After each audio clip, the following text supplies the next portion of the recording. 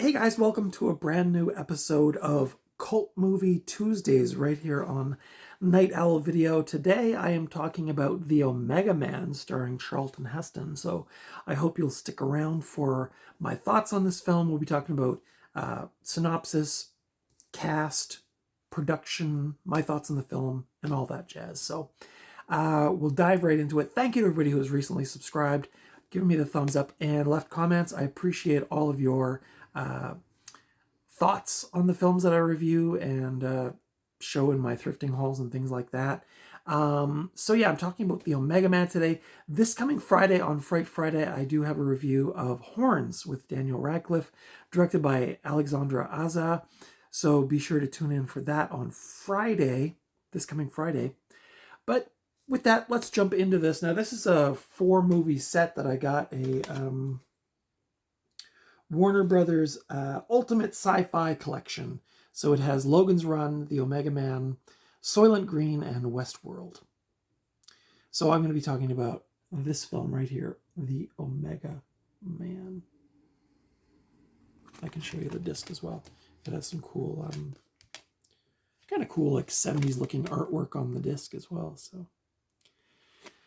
So yeah, so let's get right into this puppy right here. So The Omega Man is a post-apocalyptic action, and I would argue sci-fi film from 1971. It was directed by a person named Boris Sagal, or Sagal.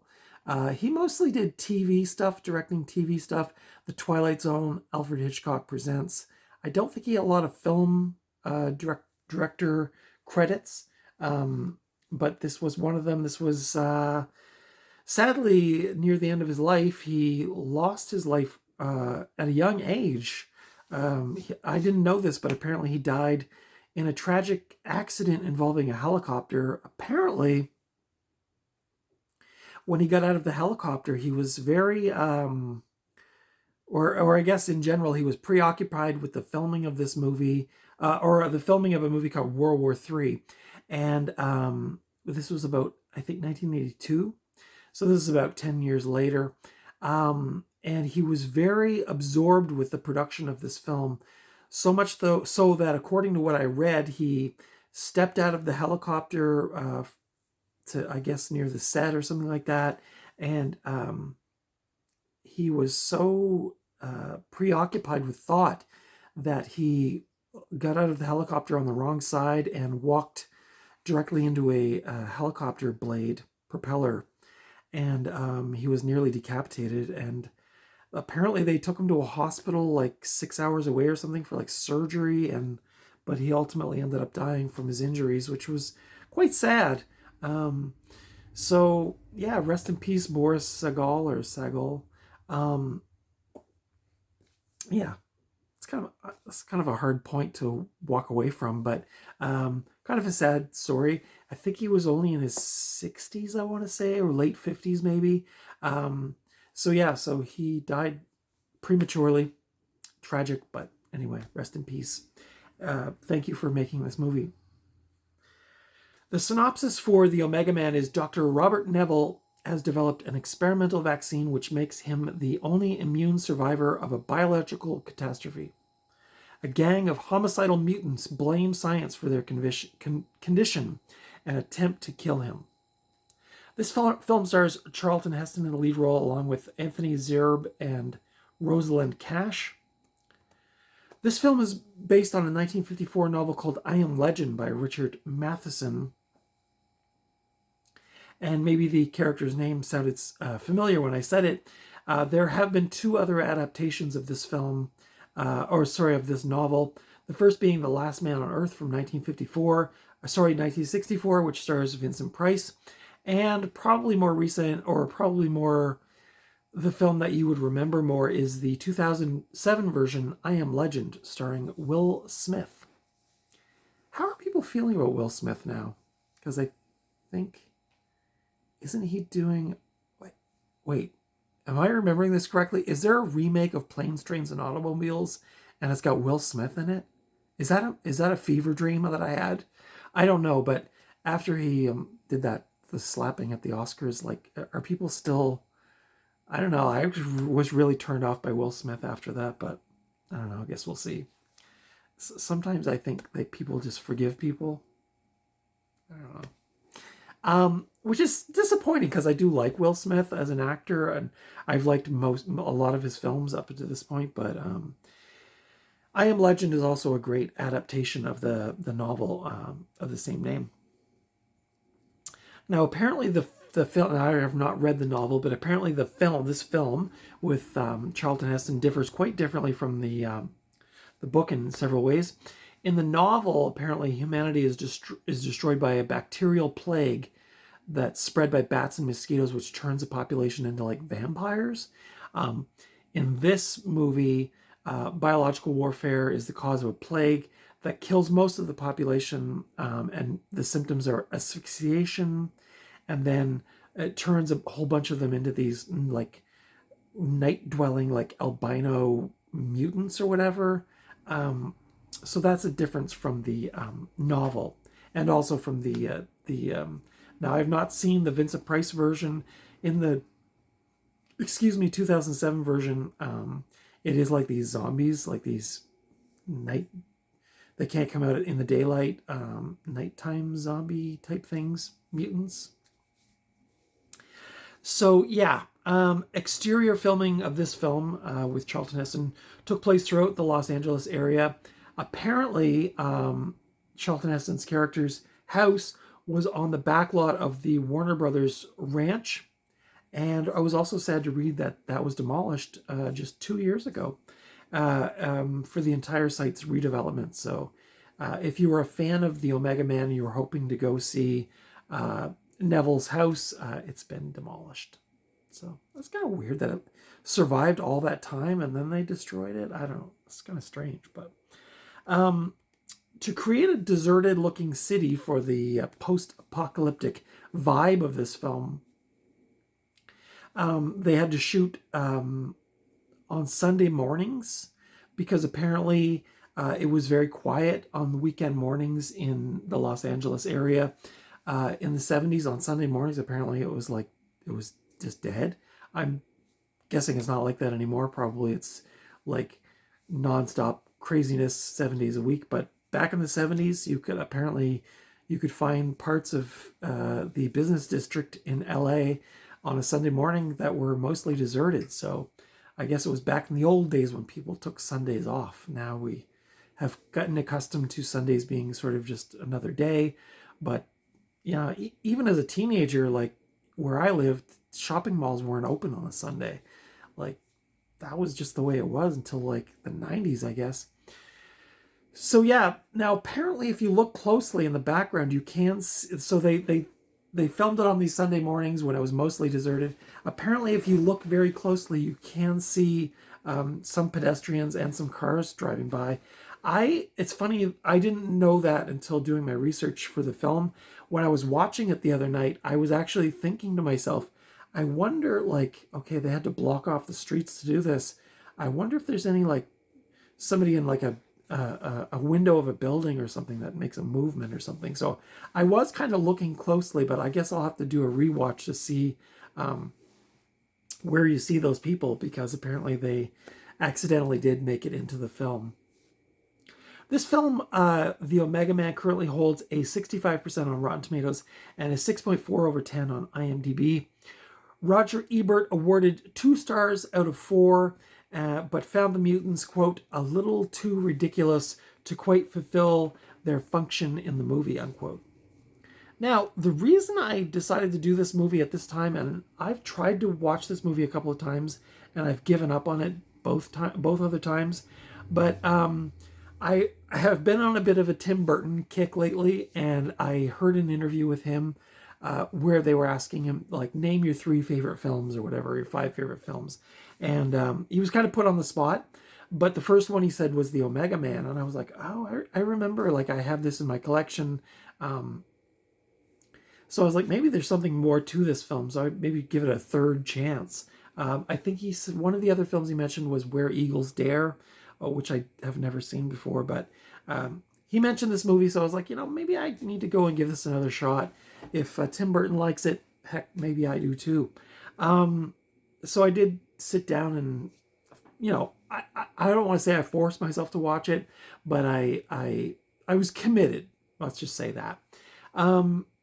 Apparently, director Tim Burton said in an interview in the 2009 MoMA exhibit that he did, quote, "If I was alone on a desert island, I'd probably pick something that I could relate to, probably The Omega Man with Charlton Heston.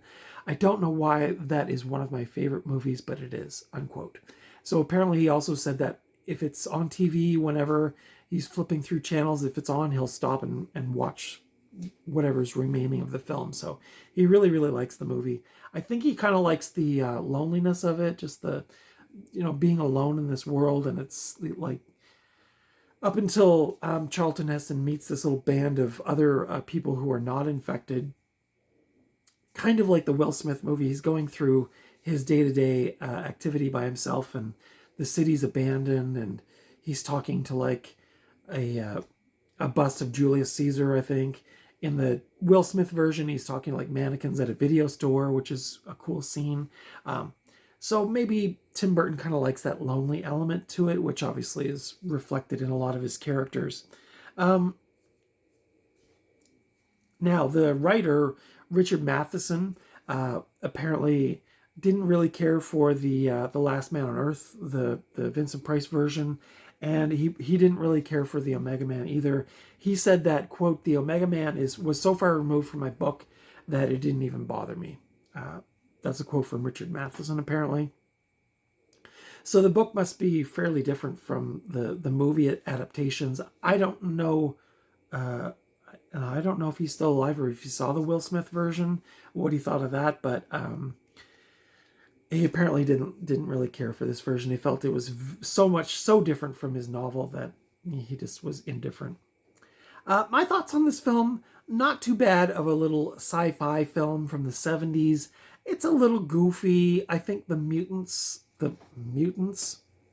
which are basically just like people with their faces painted white wearing black cloaks, I thought they looked kind of goofy. And I have seen the Will Smith, the I Am Legend film several times. I actually kind of like that movie. So I was more used to like the sort of mindless zombie type mutants. In this, they're talking, they're having conversations, and they don't look particularly scary or threatening.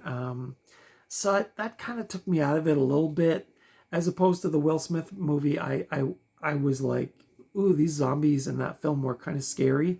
But in this one, it was like, oh, it's just that guy wearing a black robe and hood with white face paint. Like, it just, I don't know, didn't do it for me. But I guess, again, I'm used to those zombie type things. So the action does keep going throughout this film. It has a cool atmosphere. It drags in a few spots, but overall, it's a pretty cool 70s sci-fi film. If you like dystopian movies, if you like the Will Smith version, you might like this on some level, but it's very, very different from the 2007 film. Don't go in expecting like the zombies and the pace of that film, the 2007 film, because you'll probably be disappointed. This is like classic early 70s sci-fi, 70s sci-fi. It's slow burn. It's subdued. I do like Charlton Heston. I love the original Planet of the Apes from 1968. I thought he did a great take on that film. His laugh also makes me laugh for some reason. He's just got this real husky laugh.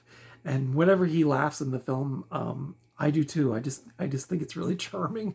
I know he's not the greatest. I don't think he was the greatest guy. Wasn't he like an NRA guy? But in these films, I do find him quite charming. But I don't really know a lot of his other movies. Planet of the Apes, this one.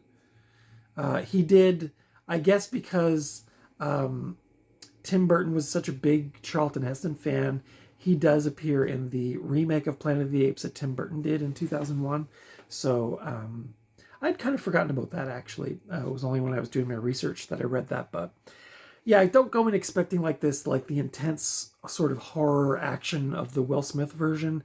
This is way more like chill.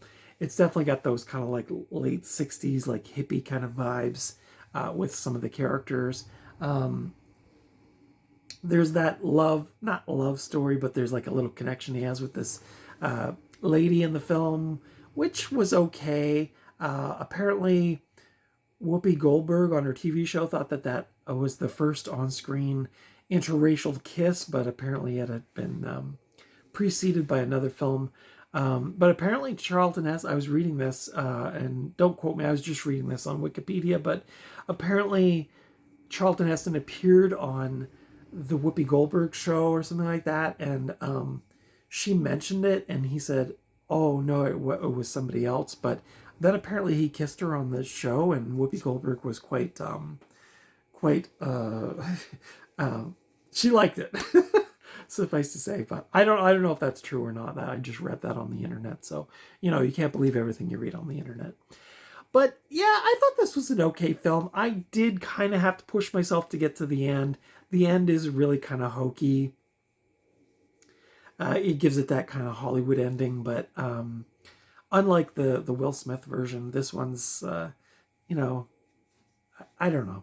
I mean, I guess it is kind of grim in a sense, but it didn't have the darkness of the 2007 version of that story. But yeah, it was all right. Again, I grew up in the 70s, so I love going back and watching 70s science fiction and 70s horror and 70s drama, all the 70s. Films that I've never seen. I like going back and watching them. The Marathon Man was one I watched this year. And so I love going back, and for me, it's the setting, seeing the cityscape and the streets and stuff in the 70s, even though these ones are obviously deserted, but I just love the vibe of a lot of 70s movies. And this one definitely, scratch that itch, if you will. So yeah, would not mind revisiting this down the road. I was thinking like a cool cult double bill would be this and The Warriors maybe, or something like that, like post-apocalyptic kind of vibes. But yeah, that's my thoughts on The Omega Man starring Charlton Heston. So let me know your thoughts on this film. Did you like it? Do you prefer the Will Smith version, or maybe you prefer the Vincent Price version? I have not seen the Vincent Price version, but I do love me some Vincent Price, so I might have to go back and check that out. I do like 50s sci-fi as well, so maybe I'll have to go back and check that out. But that's it for today. Let me know your thoughts on The Omega Man in the comment section below. Consider giving me the thumbs up if you like this review. Consider subscribing to my channel if you like this kind of content. I do horror reviews, cult movie reviews, movie thrifting hauls, just different content like that. I would like to go and do an out in the world thrifting haul, or thrifting hunting DVD hunting video. So I'm working my way up to that, but I don't know what it is. Like, my thrifting stores are always really busy, so the thought of filming, like, I don't think I'd be comfortable filming and doing the monologue or whatever while I'm filming, just because in my stores it's like really small and the spaces are really tight, and it seems like there's always people there. But maybe I have to go on like a Monday morning or something, but we'll see down the road. But anyway, that's it for today. Thank you so much for tuning in. I appreciate your viewership and your support. And until next time, I will see you at the video store or at the thrift store or just out and about somewhere. Hopefully not in some post-apocalyptic world being chased by people with white face paint and black hoods who want to hurt us. But that's it. Take good care of yourselves and your friends and family, and I will see you in the next video. Thanks for watching. Bye.